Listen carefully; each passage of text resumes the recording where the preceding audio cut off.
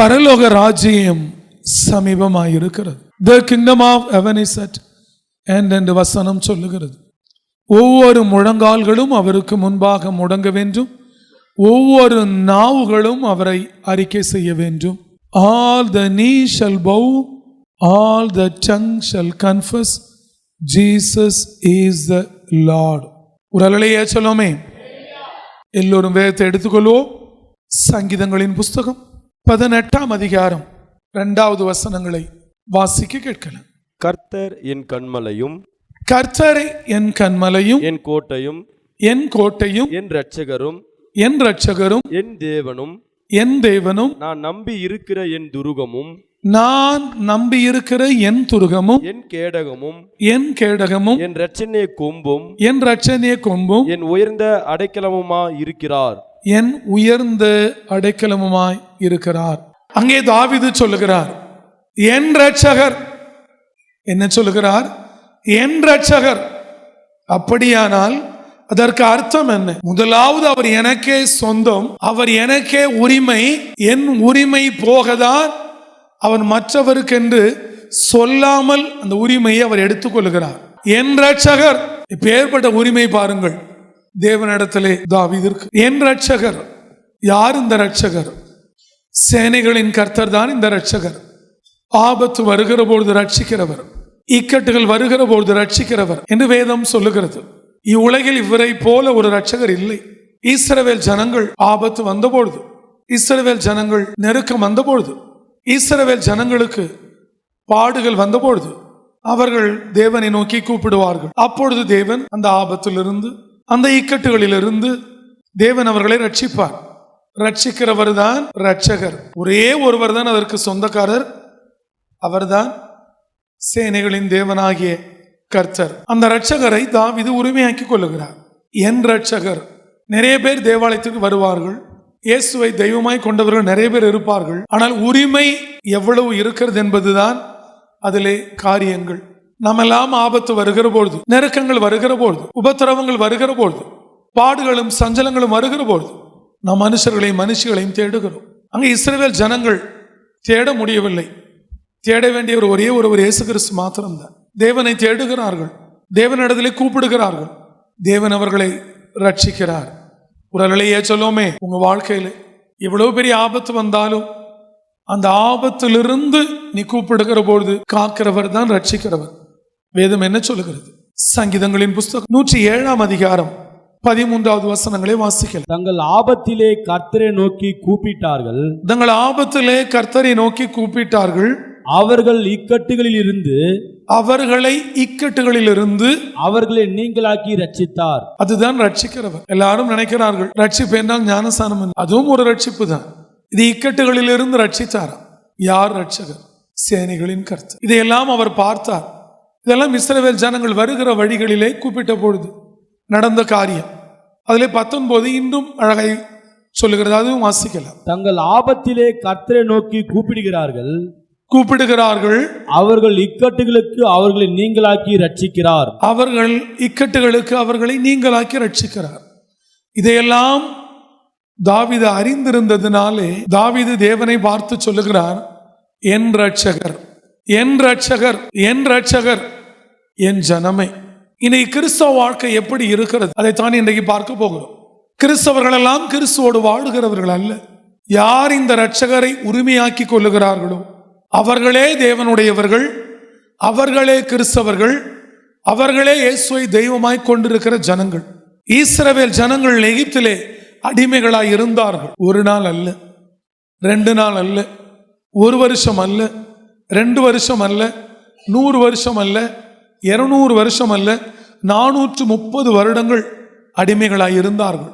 ஒவ்வொரு நாளும் இந்த ஜனங்களோட வாழ்க்கையில நெருக்கங்கள், அந்த ஜனங்களோட வாழ்க்கையிலே உபத்திரவங்கள், அந்த ஜனங்களோட வாழ்க்கையிலே பாடுகள், அந்த ஜனங்களோட வாழ்க்கையிலே நிந்தைகள், அந்த ஜனங்களோட வாழ்க்கையிலே அவமானங்கள், அந்த ஜனங்களோட வாழ்க்கையிலே ஒவ்வொரு நாளும் எகிப்தியனின் நொறுக்குதல்கள். இப்படி நொறுங்கி பாடுபட்டு அடிமைகளாய் கிடந்தார்கள். இன்னொரு புறம் எகிப்தின் மந்திரங்கள். ஒருவேளை நீ இந்த எகிப்து தேசத்தில் இல்லாதவர்களைப் போல இருக்கலாம், ஆனால் நீ வாடுகிற பட்டணம், நீ வாடுகிற வாழ்க்கை எகிப்திலே வாடுகிறாய். என்றைக்கு நீங்கள் விடுதலை அடைகிறீர்களோ அன்றைக்கு தான் உன் எகிப்தின் வாழ்க்கை மாறுகிறது. இந்த பூமியில வாழ்கிற யாக்கோபின் கோத்திரங்கள் 12 கோத்திரங்கள் வாழ்கிற ஒவ்வொரு தேசமும் எகிப்து தான். என்றைக்கு அன்றைக்கு மோசே எப்படி போய் எகிப்திலிருந்து அவர்கள் அடிமைத்தனத்திலிருந்து விடுதலை ஆக்கி கொண்டு வந்தாரோ அப்படியே யாக்கோபின் 12 கோத்திரங்களும் அந்த 12 ஜாதியான ஜனங்களும் என்றைக்கு எகிப்து என்கிற பாவத்தின் அடிமைத்தனத்திலிருந்து மோசேயை போல ஊழியக்காரர்களாலே மீட்கப்பட்டு விடுதலையாக்கப்படுகிறார்களோ அன்றைக்கு தான் நீங்கள் பாலும் தேனும் ஓடுகிற கானான் தேசத்தின் சுதந்திரவாளிகள். நீங்களே உங்களை சோதித்து பார்க்கலாம். எங்கே இருந்தாலும் பாவம் எங்கே இருக்கிறதோ, பாவத்தில் யார் சிக்கி தவிக்கிறார்களோ அவர்கள் எகிப்தின் அடிமைத்தனத்தில் சிக்கி இருக்கிறார்கள். அதுதான் உண்மை. இந்த பாவங்களும் அடிமைத்தனங்களும் எகிப்திலிருந்து வெளியே வந்தது. இந்த இச்சைகள் எகிப்திலிருந்து வெளியே வந்தது. காமங்கள் எகிப்திலிருந்து வெளியே வந்தது. உலகத்தில் எவன் இச்சையில் சிக்கி கொண்டாலும் அவன் எகிப்தின் பாவத்தில் சிக்கி கொண்டு வந்தார். உலகத்தில் எவன் காமத்தில் சிக்கி கொண்டாலும் அவன் எகிப்தின் காமத்தில் சிக்கி கொண்டு வந்தான். இப்படி உலகத்தின் ஆசையில் எவன் சிக்கி கொண்டாலும் அவன் எகிப்தின் ஆசையில் சிக்கி கொண்டு வந்தான். உலகத்தில் எவன் மந்திரத்தில் சிக்கி கொண்டாலும் அவன் எகிப்தின் பாவத்தில் சிக்கி கொண்டு வந்தான். நேர இஸ்ரேல் தேசத்து பக்கத்தில் இருக்கிற எகிப்தில் இருந்தால் தான் எகிப்து இல்லை. என்றைக்கு அந்த எகிப்தியன் சுபாவம் இருக்கிறதோ, அந்த அடிமைதனம் இருக்கிறதோ, அந்த மந்திர சிக்கல்கள் சிக்கிக் கொள்கிறாயோ, என்றைக்கு அந்த இச்சையோடு உலக ஆசையில் வாடுகிறாயோ, என்றைக்கு தேவனை மறக்கிறாயோ அன்றைய நீ வாழுகிற வாழ்க்கை எகிப்தின் வாழ்க்கை தான். இவர்கள் பாடுபடுகிறார்கள். தேவன் நம்முடைய தாசனாகிய மோசேவை அனுப்பினார். தேவன் விடுதலையாக்கி கொண்டு வருகிறார்.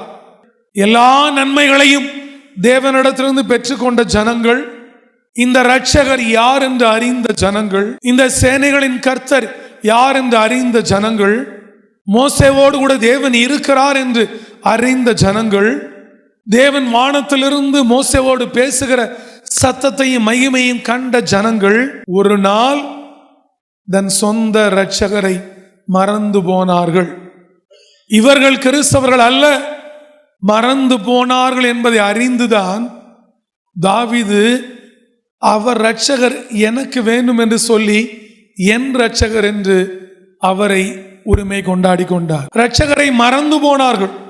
இக்கட்டுகளிலிருந்து ரட்சித்த இரட்சகரை, ஆபத்திலிருந்து ரட்சித்த இரட்சகரை, நமக்கு மன்னா கொடுத்த இரட்சகரை, ஊற்றை உண்டாக்கி தண்ணீர் கொடுத்த இரட்சகரை, பார்வோனும் அவன் சேனையும் அழித்த இரட்சகரை, சிவந்த சமுத்திரத்தை பிளந்த இரட்சகரை, மேகசமும் அக்கினி சமமாய் முன்பும் பின்னும் வரும்படி நடத்தி வந்த அந்த இரட்சகரை, அந்த தேவனை இஸ்ரவேல் ஜனங்கள் மறந்து போனார்.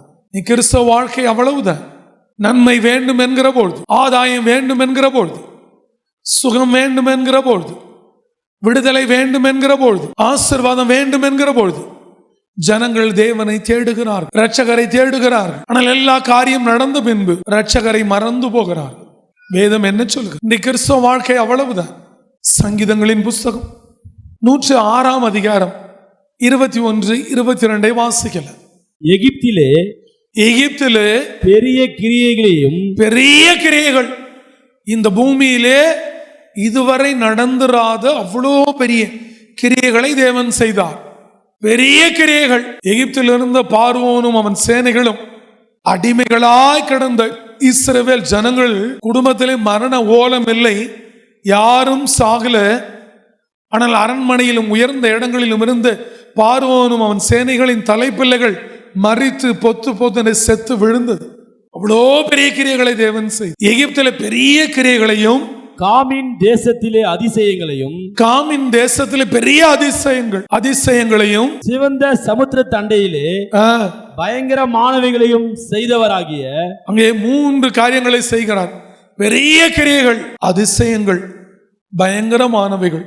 பெரிய கிரியைகளை செய்கிற இரட்சகர், அதிசயங்களை செய்கிற இரட்சகர், பயங்கரமானவைகளை செய்த இரட்சகர் அவர். இப்பேற்பட்ட தேவனை ருசித்து அவரோட அன்பை பெற்றுக்கொண்டு வாக்குத்தத்தங்களை பெற்றுக்கொண்டு நீங்களாம் அநேக தேவனோட ஜனங்கள் தேவாலயத்திற்கு கூட போவதில்லை, தான் கடந்து வந்த வாழ்க்கையை மறந்து போனார்கள். நீங்க அநேக சபையாருக்கு உணர்வு இல்லை. நீ கடந்து வந்த பாதையை நினைத்து பார்.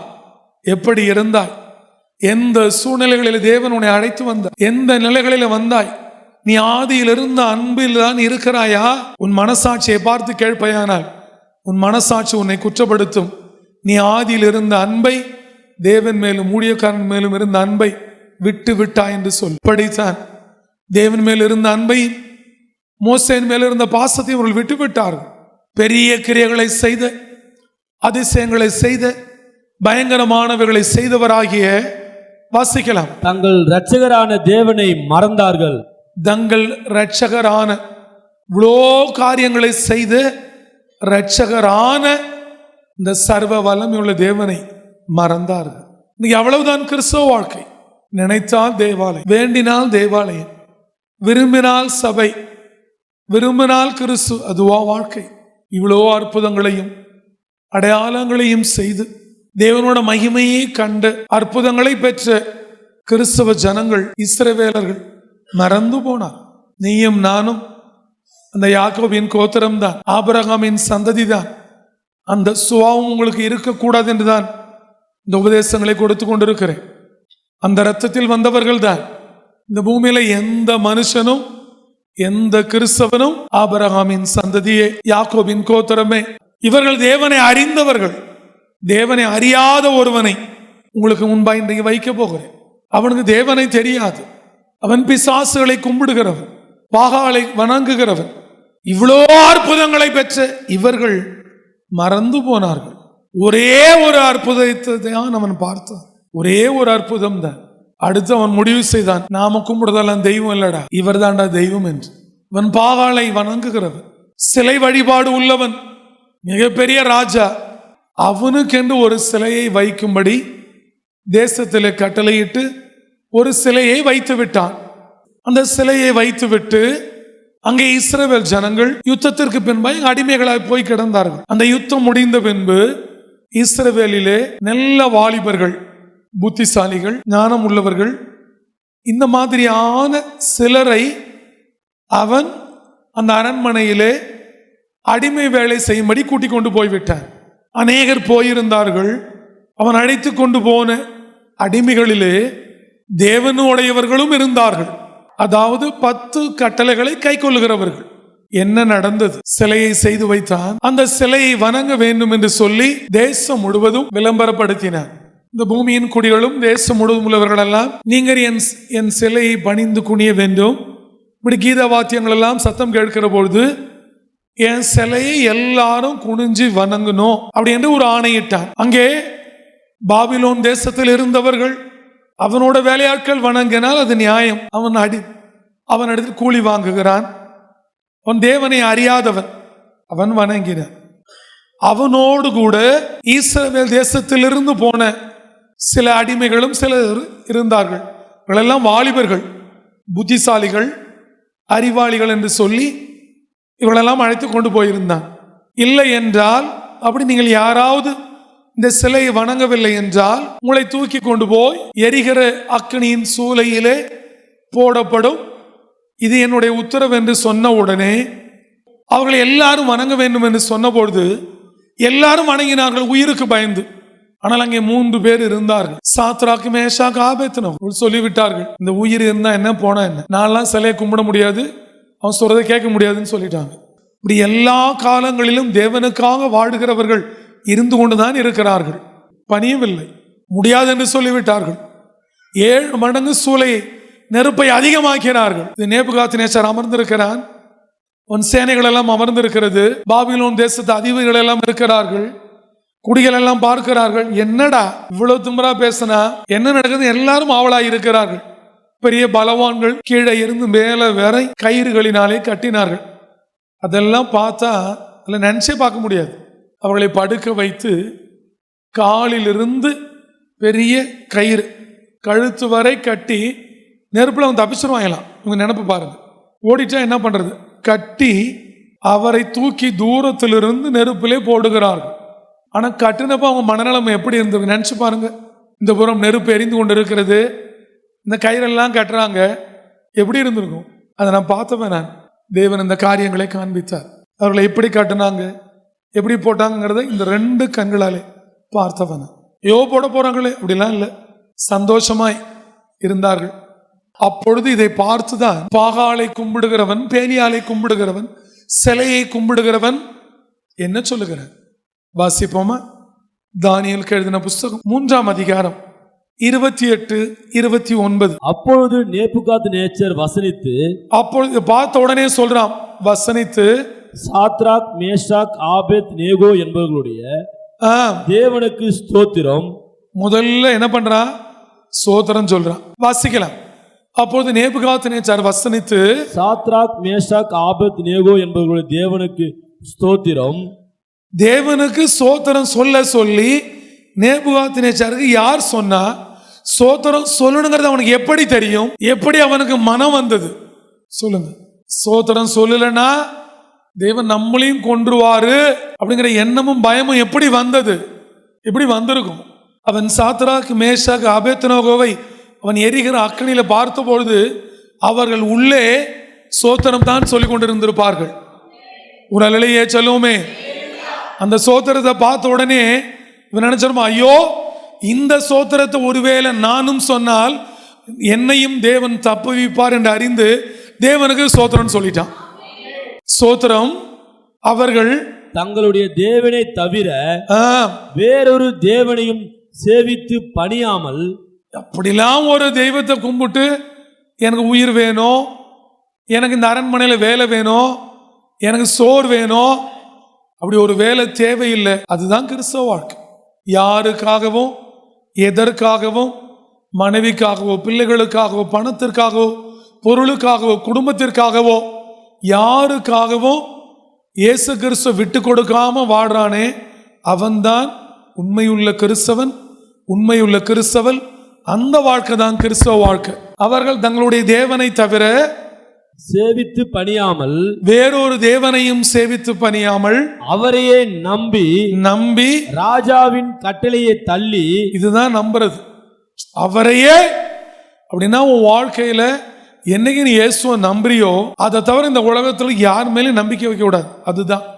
அவரையே நம்பி ராஜாவின் கட்டளையை தள்ளி தங்கள் சரீரங்களை ஒப்பு கொடுத்ததினால் அவர் தமது தூதனை அனுப்பி தம்முடைய தாசரை விடுவித்தார். இதை யார் சொன்னது? யார் சொன்னா? நேபுகாத்நேச்சர் சொல்லுகிறார்.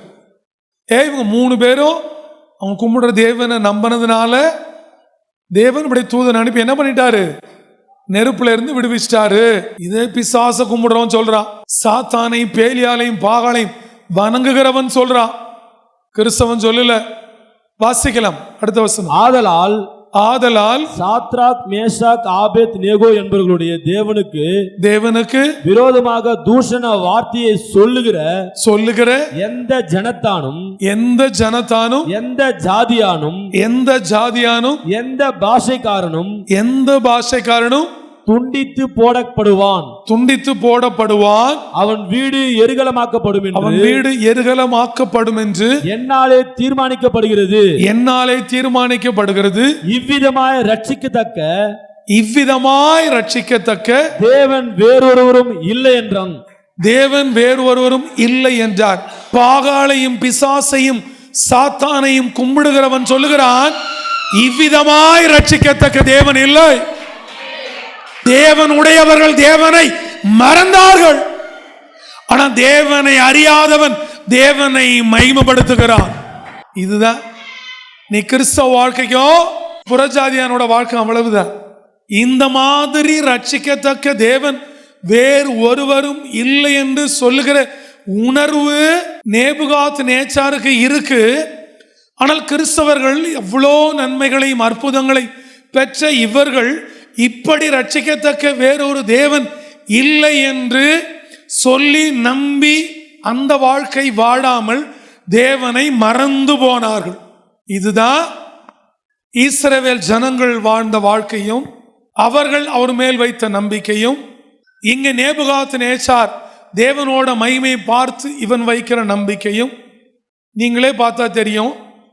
நீங்க தேவன் மேல வைக்கிற நம்பிக்கை எவ்வளவு அளவுகோடில் இருக்கிறது என்று. ஒருவேளை நீ நேற்று வரை எப்படி வாழ்ந்தாயோ இன்றைக்கு தாவீதை போல என் இரட்சகர் என்று உரிமை கொண்டாடி இந்த தேவன் என்னை ரட்சிப்பார் என்று நீ நம்புவாயானால் இந்த தேவன் உன்னை ரட்சிக்க, உன்னை ஆசிர்வதிக்க, உன்னை எல்லா சத்துருக்களுக்கும் தலை நிமிர்த்த உயிரோடு இங்கதான் இருக்கிறார்.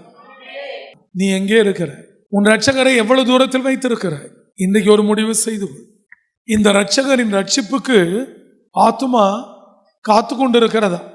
எப்ப ரட்சிப்பு வரும், எப்ப ரட்சிப்பு வரும், எப்ப ரட்சிப்பு வரும் என்று சொல்லி அதுவும் தவிக்குது ஆத்துமா. என்ன பண்ணுது? இன்னைக்கு உங்க ஆத்துமா தவிச்சிருக்கேன். ஐயோ புருஷன் போன என்ன வரல, என்ன நடக்குமோ என்ன நடக்குமோ என்ன நடக்குமோ. 8 மணி வேலையிலேருந்து வந்துடுவார், மணி 9 ஆச்சே, அந்த தவிப்பு இருக்கும். ஐயோ 5ஆம் தேதி சம்பளம் அனுப்பிடுவார், 8 தேதி ஆச்சு, என்னாச்சு? வீட்டில் பீரோவில் ஏதாவது பொருள்லாம் வச்சுட்டு வந்துடுவாங்க, பூட்டி இருப்பாங்க. ஆனால் ஆலைத்தூள் வந்து நினப்பு வந்துடும், ஐயோ பூட்டணுமா இல்லையா? இங்கே ஊழியக்காரன் பிரசங்கம் பண்ணிட்டு இருப்பான், அந்த ஆத்துமா தவிக்கும். எதுக்கு? ஐயோ பூட்டிட்டு வந்தோம்மா, பூட்டிட்டு வரலையா, சாவி எடுத்தோமா எடுத்தோமா. இங்கே வந்து அங்கே நினச்சிட்டு இருப்பாங்க. இதான் ஆத்துமா தவிப்பா. ஒலை வச்சோமா, ஆஃப் பண்ணமா, சூடு பண்ணமே, இல்லை அந்த பால் பாத்திரம்லாம் அப்படி தான் இருக்கேன். இதான் ஆத்துமா தவிப்பா. இதுதான் கிறிஸ்தவ வாழ்க்கையா? ஆத்துமா எதுக்கு தவிக்கணும் தெரியுமா? ஐயோ வீடு அவ்வளவுதான் முழுகிடுமா, இந்த கடங்காரன் வீட்டுல உட்கார்ந்து இருப்பான. அழிந்து போகிற இந்த உலகத்தில் உள்ளவைகளுக்கு உன் ஆத்துமா தவிக்கிறது. அழியாத நித்தியமாய் போகிறதற்கு தேவன் ஒரு வாசல் வைத்திருக்கிறார், ஒரு காரியத்தை வைத்திருக்கிறார். அதுதான் ரட்சிப்பு, அதுதான் ரட்சகர் கொடுக்கிறது. அந்த ரட்சிப்புக்கு ஆத்துமா தவிக்கணும். இவன் ஆத்துமா பார்த்து கேளு, அப்படி உனக்கு இருக்கா? அதுவே நிறைய பேர் தெரியாது. ஏன் நான் வந்து ரட்சிப்புக்காக தவிக்கிறேன் அப்படின்னு சொல்லியிருக்கலாமே. என்ன சொல்லுகிறார்? ஆத்துமா தவிக்குதான். எதுக்கு பாப்போமா? சங்கீதங்களின் புஸ்தகம் 119ஆம் அதிகாரம் 81வது வசனம். உம்முடைய ரட்சிப்புக்கு என் ஆத்துமா தவிக்கிறது. வேலை கிடைக்கல தவிக்குது, பணம் கிடைக்கல தவிக்குது, இன்னும் கல்யாணம் ஆகல தவிக்குது, கல்யாணம் ஆகினா குழந்தை பேக்கல தவிக்குது, ஐயோ வாடகை வீட்டில் இருக்கும் வீடு கட்டணும் தவிக்குது, இப்படி எல்லாத்துக்கும் தவிக்குது. ஆனா ரட்சகரின் ரட்சிப்புக்கு எந்த ஆத்துமாவும் தவிக்கிறது. என் ஜனமே, என் உறவுகளே, தேவனுடைய பிள்ளைகளாய் இருங்கள். ஆதாயத்திற்கு கிறிஸ்துவை தேடாத, இந்த ரட்சகரை மறந்துடாத.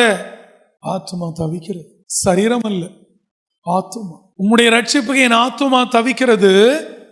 உம்முடைய வசனத்துக்கு காத்திருக்கிறேன். உம்முடைய வசனத்துக்கு காத்திரு. ஒரே தவிப்பு ஆத்துமா. ஐயோ ரட்சிப்பு ரட்சிப்பு ரட்சிப்பு ரட்சிப்பு ரட்சிப்பு ரட்சிப்பு. முடிவு செய்து கொள். நேபுகாத்நேச்சார் போல இருக்கிறாய். ஐயோ இந்த தேவனை சோத்தரித்து இவரை போல ஒரு தேவன் இல்லை என்று சொல்ல வேண்டும் என்கிற மனம் இருக்கிறது. இல்லை இஸ்ரவேல் ஜனங்களை போல வனாந்தரத்திலே அற்புதங்களும் அடையாளங்களையும் பெற்று அவர் கொடுக்கறதெல்லாம் வாங்கி புசித்து பாளையத்திலே தேவனை மறந்து போகிறாய். எங்கே இருக்கிறது உன் மனம்? எப்படி இருக்கிறது உன் மனம்? உன் ஆத்துமா என்ன சொல்லுது? தாவீது சொல்லு, என் ஆத்துமா தவிக்கிறது. போதாது, ரட்சிப்பு போதாது, என் ரட்சகர் இன்னும் ரட்சிப்பு கொடுக்கணும். பெரிய கிரியை, பெரிய அதிசயம், இன்னும் ரட்சிப்புக்கு தவிக்குது தவிக்குது தவிக்குது தவிக்குது தவிக்கிறது. நீ ஒரு முடிவு செய்து, ரட்சகரை மறந்த காலங்கள் போதும், ரட்சகரை நினையாமல் போன காலங்கள் போதும். உன் ஆத்துமா தவிக்கிற போது ரட்சிப்பு வரும். ரட்சிப்பு வருகிற போது ரட்சகரும் கூட வருவார். அந்த ரட்சகர் வருகிறதற்கு முன்பு உங்களுக்காக தேவன் ஒரு ரட்சகனையும் பலவானையும் கொடுத்தார். இங்கு நின்ற பொழுது சொன்னார், பெரிய ரட்சிப்பை இந்த பூமியில கொடுக்க போகிறேன், ஒரு பெரிய ரட்சிப்பை கட்டளிட போகிறேன். இந்த ரட்சகர் யார் என்பதை நீ சொல்லுவாய். ஆனால் இதற்கு முன்பு ஒரு நாள் தேவன் இந்த வாக்கை கொடுத்து உறுதிப்படுத்தினார். ஆனால் அன்றைக்கு தெரியாது. ஆனால் இன்றைக்கு தேவன் சொல்லுகிறார், ஏன் உன்னை ரட்சகனாயும் பலவானாயும் வைத்தேன் என்று சொல்லி. ஒரு அலையே சொல்லுவோமே, இந்த பூமிக்கே ரட்சிப்பு போக வேண்டும். இந்த ஊர் மட்டும் இல்ல, பூமியின் கடையாந்தரம் வரை இந்த ரட்சிப்பை கொண்டு செல்ல வேண்டுமானால் அவன் ரட்சகனாயும் பலவானாயும் இருக்கு. அந்த இஸ்ரவேல் ஜனங்களுக்கு தேவன் ஒரு மோசேவை வைத்திருந்தார். இன்றைய இந்த எகிப்தில் இருக்கிற ஜனங்களை மீட்டெடுக்க தேவன் உங்கள் ஊழியக்காரனை மறுபடியும் உறுதிப்படுத்துகிறார். இன்றையிலிருந்து ரட்சிப்பின் தேவன் இந்த ரட்சகனுக்குரிய சகல காரியங்களையும் பலவானுக்குரிய சகல காரியங்களையும் தேவன் கொடுப்பார். ஒரு அலையே சொல்லுமே, ஏசாயா தீர்க்கதரிசி எழுதின புஸ்தகம் 19ஆம் அதிகாரம் 20வது வசனம். அது எகிப்து தேசத்திலே சேனைகளின் கர்த்தருக்கு அடையாளமும் சாட்சியுமா இருக்கும். ஒரு அலையே சொல்லுமே, திரும்ப ஒரு பெரிய அடையாளத்தையும் பெரிய ஒரு சாட்சியும் தேவன் கட்டளையிட போகிறார். இது மோசே குறித்து சொல்லவில்லை. யாரை குறித்து? அன்றைக்கு ஒரு மோசேவை தேவன் வைத்திருந்தார் பலவானாய் அந்த ஜனங்களை ரட்சிக்கும்படி. அதுவும் வேதவசனம் தெளிவாய் சொல்லுகிறது, மீட்பனாகவும் தலைவனாகவும் வைத்திருந்தார் என்று சொல்லி. இது எகிப்து தேசத்திலே சேனைகளின் கர்த்தருக்கு அடையாளமும் சேனைகளின் கர்த்தருக்கு அடையாளமும் சாட்சியுமா இருக்கும். இந்த எகிப்து தேசத்துல இது ஒரு அடையாளம், இது ஒரு சாட்சி இன்றைக்கு இருக்கும். ஒடுக்குகிறவர்களின் நிமித்தம் ஒடுக்குகிறவர்களின் நிமித்தம் அவர்கள் கர்த்தரை நோக்கி கூப்பிடுவார்கள். கர்த்தரை நோக்கி கூப்பிடுவார்கள். ஒரு அல்லையா சொல்லுமே, இதை தேவன் ஏசாயாவின் இடத்துல சொல்லுகிறார். கூப்பிட்டார்கள் அல்ல, கூப்பிடுவார்கள். அப்படியானால் ஏசாயாவுக்கு முன்பு நடந்ததல்ல, ஏசாயா காலத்துக்கு பின்பு நடக்க போகிறது. அதுதான் இந்த காலம். எல்லாவற்றையும் வெளியரங்கமாய் சொல்ல முடியாது. கர்த்தரை நோக்கி கூப்பிடுவார்கள். அப்பொழுது அவர்களுக்கு ஒரு இரட்சகனையும் அவர்களுக்கு ஒரு இரட்சகன் ஒரு பலவானையும். ஒரு அல்லையே சொல்லுமே, அப்படியானால் ரெண்டு இரட்சகன் இருப்பது இல்லை. என்ன சொல்றாரு? ஒரே ஒரு இரட்சகன், ஒரே ஒரு பலவான். ஒரு இரட்சகனையும் ஒரு பலவானையும் அனுப்பி அவர்களை விடுவிப்பார். குரலையே சொல்லுமே. அப்படித்தான் தேவன் உங்கள் ஊழியக்காரனை இந்த காலங்களிலே இந்த எகிப்திலே கூப்பிடுகிற ஜனங்களுக்காக இரட்சகனாயும் பலவானாயும் வைத்திருக்கிறார். இவனை தான் அனுப்பி அந்த எகிப்தில் இருக்கிற ஜனங்களையும் எகிப்திலிருந்து அடிமையாய் வந்து பூமியில கிடக்கிற எல்லாரையும் தேவன் விடுவிக்க போகிறார். குரலையே சொல்லுமே. விடுவித்தார் என்று எழுதப்படவில்லை, விடுவிப்பார். அது ஒரு தீர்க்க தரிசனம். அதோட ரகசியங்கள் பிற்காலங்களிலே உங்களுக்கு தெளிவாய் சொல்லப்படும். பலவானையும் அனுப்பி அவர்களை விடுவிப்பார். இந்த காலங்களிலே தேவன் உங்களுக்கு ஒரு இரட்சகனையும் பலவானையும் கொடுத்திருக்கிறார். என் ஜனமே, இன்னைக்கு ஒரு முடிவு செய்து கொள். உங்களுக்காக நீங்கள் கூப்பிடுகிற பொழுது, உங்களுக்காக ஜெபிக்க, உங்களுக்காக திறப்பில் நிற்க, உங்களுக்காக சாத்தானையும் அவன் சேனையும் அழிக்க தேவன் ஒரு இரட்சகனை கொடுத்திருக்கிறார், ஒரு பலவானை கொடுத்திருக்கிறார். ஒருவேளை பவுல் இரட்சகனாய் இருந்தால் யோசேப்பு பலவானாய் இருப்பார். ஒருவேளை யோசேப்பு பலவானாய் இருந்தால் பவுல் இரட்சகனாய் இருப்பார். அதனாலே தான் ஒரு இரட்சகனையும் ஒரு பலவானையும் ஒரு பவுலோடு ஒரு யோசேப்போடு சேர்த்து இங்க வைத்து விட்டு ஒரு அலையே சொல்லுமே. ஒருவேளை என் ஜனமே, ஐயோ நான் வியாதிப்பட்டு கிடக்கிறேன், என் வியாதி மாறுமா? ஐயோ நான் மரணத்தின் தருவாயில் இருக்கிறேன், என் மரணம் மாறுமா? என் வாழ்க்கையின் கடைசி காலங்களில் இருக்கிறேன், என் வாழ்க்கை மாறுமா? தேவன் சொல்லுகிறார், யார் யார் எந்த நிலைகளில் இங்க வந்தீர்களோ உங்களையும் உங்களை பார்க்க இரட்சகர் வந்திருக்கிறான் என்று உங்களை பார்த்து சொல்லுகிறார். ஒரு அல்லையா சொல்லுமே. ஒருவேளை என் பிள்ளை மரித்து விடுவானோ, என் பிள்ளை மரித்து விடுவான், இல்லை என் புருஷனுக்கு மரணம் வந்து விடுமோ, இல்லை என் மனைவிக்கு மரணம் வந்து விடுமோ, இந்த மரணத்தை ஜெயிக்க முடியுமோ? முடியாது. ஒன்று மாத்திரம் சொல்லுவேன், நீ எந்த நிலைகளில் இருந்தால் உன்னை ரட்சிக்க ஒருவர் இரட்சகர் இங்கே வந்திருக்கிறார் என்பதை மாத்திரம் மறந்து விடாது. ஒரு நாள் ஒருவன் மரண தருவாய்க்கு கடந்து போன அவனை பார்த்து தேவனோட தாசன் புறப்பட்டு போகிறார். புறப்பட்டு போய் அவனை பார்த்து சொன்ன, இதோ உன் மரண காலம் நெருங்கி விட்டது, நீ உன் வீட்டு காரியங்கள் எல்லாம் ஒழுங்குபடுத்தி விடு, நீ மரிக்க போகிறாய் என்று சொல்லி உடனே அவன் எழுந்து ஓடுகிறான். ஐயோ எனக்கு மரணம் வரப்போகிறது, நான் மரிக்க போகிறேன்.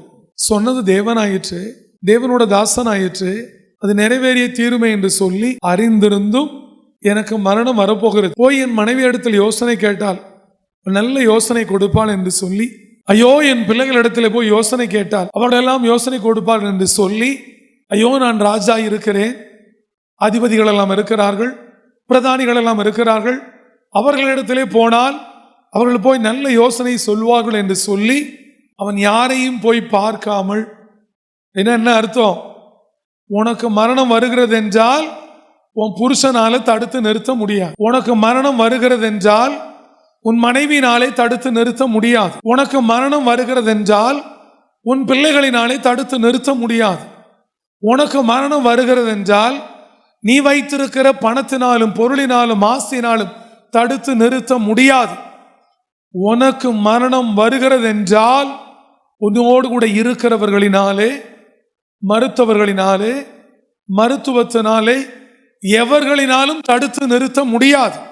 ஆனால் என் ஜனமாகிய உங்களுக்கு மரணம் வருகிறது என்றால் மரணத்தை தடுத்து நிறுத்த, மரண சாசனத்தை அழிக்க, மரணத்தை ஜெயித்த ஒருவர் இங்கே இருக்கிறார்.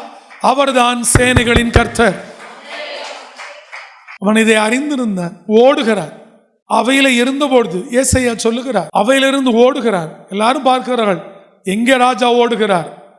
நிறைய கடகடகடவென ஓடினான். ரூமுக்குள் போனான். சுவற்றை பார்த்து கண்ணீர் விட்டு அழுது சோர்புறமாய் திருப்பி அழுகிறார். ஒருவேளை மனைவியை பார்த்தால் ஐயோ இவளை விட்டு போறோமேங்கிற பாசம் வந்துவிடும், என் ஜெபம் கெட்டுரும். ஒருவேளை என் பிள்ளைகளை பார்த்தால் ஐயோ இவ்வளவு ஆசையா வளர்த்த பிள்ளைகளை விட்டு போறோமே, என் மனம் தோய்ந்து போய்விடும், நான் விண்ணப்பம் பண்ண முடியாது என்று சொல்லி மனைவி பிள்ளைகளை எதையும் பார்க்கவில்லை, சோர்புறமாய் ஓடி திருப்பி அழுகிறார். தேவன் அதை கேட்டார், திரும்ப ஜீவனை கொடுத்தார். ஒரு நாள் அவன் என்ன சொன்னார் வாசிப்போமா? ஏசாயா தீர்க்கதரிசி எழுதின புஸ்தகம் 38ஆம் அதிகாரம் 20வது வசனங்களை வாசிக்க கேட்கல. கர்த்தர் என்னை ரட்சிக்க வந்தார். உரலையே சொல்லுவோமே, கர்த்தர் என்னை ரட்சிக்க வந்தார். தேவன் வந்ததுனாலே எசேக்கியாவோட ஆயுசு நாட்கள் 15 வருஷம் கூட்டப்பட்டது. உரலையே சொல்லுவோமே, ரட்சிக்க வந்தார். அன்றைக்கு வந்தவர் தான் இன்றைக்கும் இதே ஆலயத்திலே தேவன் உங்களையும் ரட்சிக்க வந்திருக்கிறார். ஒருவேளை நீ எந்த சூழ்நிலைகள் இருந்தாலும் நீ இன்றைக்கு தேவனுக்கு முன்பாக ஒரு பொருத்தனை செய்வாயே ஆனால், ஆண்டவரே என் ஜீவனுள்ள நாளெல்லாம் இந்த ஆலயத்திலே வந்து கீதவாதியங்களை வாசித்து பாடுவேன், அவரை துதிப்பேன் என்று தேவனிடத்திலே பொருத்தனை செய்வாயானால், இந்த ஆலயத்திலே உன்னை துதிக்கும்படி, உன்னை ஆராதிக்கும்படி, அவரை மையப்படுத்தும்படி அதற்காகவே தேவனை உயிரோடு வைத்து ரட்சிப்பார். ரட்சிக்க வந்தார். அவன் எழுதி வைத்ததை யாரும் பார்க்கவில்லை. ஒரு நாள் ஏசாயா ஜனங்களுக்கு சொன்னார். அவன் சோர்புறமாய் திருப்பி தேவனிடத்தில் ஜெபித்து விட்டு அவன் இதை எழுதி வைத்திருந்திருக்கிறான். அவன் எழுதி வைத்தானா, தேவனை ரட்சிக்க வந்தார், என் ஜீவன் உள்ள நாளெல்லாம் ஒரு ஆலயத்திலே கீத வாத்தியங்களை வாசித்து பாடுவேன் என்று எழுதி வைத்தான். எழுதி வைத்ததை ஏசாயாவுக்கு தேவன் சொன்னார். ஏசாயா எசேக்கியாவை பார்த்து சொன்னார், தேவன் உன் ஆயுசு நாட்களை 15 வருஷம் கூட்டி கொடுத்தார் என்று சொல்லி அன்றைக்கு எழுதி வைத்ததனால் தான் இன்றைக்கு அது பேசப்படுகிறது. அன்றைக்கு வந்த அதே தேவன் தான் இன்றைக்கும் என் ஜனமாகி உங்களை ரட்சிக்க இங்கே வந்திருக்கிறார். உங்களை இருதயம் மாறச்சு. ஒருவேளை நீ நேற்று வரை மறந்திருந்தா நீ தேவனிடத்திலே ஒப்புரவா. என் ஜீவன் உள்ள நாளெல்லாம் கர்த்தருடைய ஆலயத்திலே என் கீத வாத்தியங்களை வாசித்து பாடுவேன் சொல்ல பாடுவோம் அப்படின்னா என்ன அர்த்தம்? அவர் என்னைக்கு ஜெபம் பண்றப்ப அன்னைக்கு எழுதி வச்சிருந்திருக்கிறாரு, நானும் என் குடும்பம் ஒரு நாள் பாடுவோண்டா. 15 வருஷம் பாடினாரு. ஒரு நிலையே சொல்லுவோமே. பின்னாடியே 2-3 வருஷங்கள் கழிச்சு பாத்தீங்கன்னா இந்த ஏசாயா சொன்னான் என்று எழுதப்பட்டிருக்கு. என் ஜனமே எப்படிலாம் வாழ்ந்திருக்காங்க. வாழ்க்கைன்னு அப்படிதான் வாழ். உன் குடும்பத்தை அழிக்கவா தேவன் குடும்பத்தை உண்டாக்கி, புருஷன் மனைவி பிரிக்கவா தேவன் சேர்த்து வைத்தார், பிள்ளைகளை கொல்லவா பிள்ளைகளை கற்பத்தின் கனியை கொடுத்தார். இல்லை, பிசாசு அழிக்க நினைக்கிறார், ஆனா தேவன் உயிரோட காக்க நினைக்கிறார். இன்றைய வரை காத்து கொண்டிருக்கிறார், இனியும் அவர் காப்பார். மரண வாசல், மரண இருள் உங்களை மேற்கொள்வது. எல்லோரும் கண்களை மூடி யார் யாருக்கு என்ன வேணுமோ தேவனிடத்திலே ஒப்புக்கொடு. ரட்சகர் இங்கே தான் இருக்கிறார். ரட்சிக்க வந்தவர், அவரை கூப்பிடு. என்னை தொடும் என்று சொல். உன் வேண்டுதலை அவரிடத்திலே சொல். என் குடும்பத்தை ரட்சியும் என்று சொல். உயிரோட வாழ வைக்கிறதா ரட்சிப்பு. ஞானஸ்தானம்ங்கிறது நித்தியமா உயிரோட வாழ வைக்கிறது. இந்த ரட்சிப்பு உன்னை பூமியில உயிரோட வாழ வைக்க என்ன ரட்சியும் என்று சொல். யார் யாரை குறித்து உன் ஆத்துமா தவிக்கிறதோ இனி அந்த ஆத்துமா ரட்சகரை குறித்து தவிக்க ஒப்புக்கொடு. இதோ நான் உங்களுக்கு ஜெபிக்கட்டும். அன்பின் பரிசுத்தமுள்ள பரலோக பிதா, உம்முடைய நாமங்களுக்கு கோடான கோடி நன்றி. ரட்சகரே, என் ரட்சகரே, அடியானும் அடியானின் ஜனங்களையும் ரட்சிக்க வந்திருக்கிறேன். ரட்சிக்க வந்த நீர் என் ஜனங்களை ரட்சித்தருளும். யார் யாருக்கு என்னென்ன வேண்டுதல்களோ விண்ணப்பங்களோ ஜெபங்களோ தேவைகளோ எல்லாவற்றையும் சர்வ வல்லமை உள்ள தேவன் ரட்சகர் செய்து அருளுவீராக. இவங்களோட வாழ்க்கையில சந்தோஷமும் சமாதானமும் மகிழ்ச்சியும் ஆசீர்வாதம் சுகமும் இயேசுவின் நாமத்தில் இப்பொழுதே உண்டாவதாக. ரட்சகர் என் ஜனங்களை தொடுவீராக. ரட்சகரே, என் ஜனங்களை ரட்சித்தருளும். Fire, heal, touch my people. அற்புதம் செய்யுங்க. என் ஜனங்களை ஆசீர்வதிங்க. இவர்கள் ரட்சகரோடு கடந்து போக இயேசு கிறிஸ்து நாமத்தில் ஜெபிக்கிறோம். ரட்சித்தருளும் நல்ல பிதாவே, ஆமென்.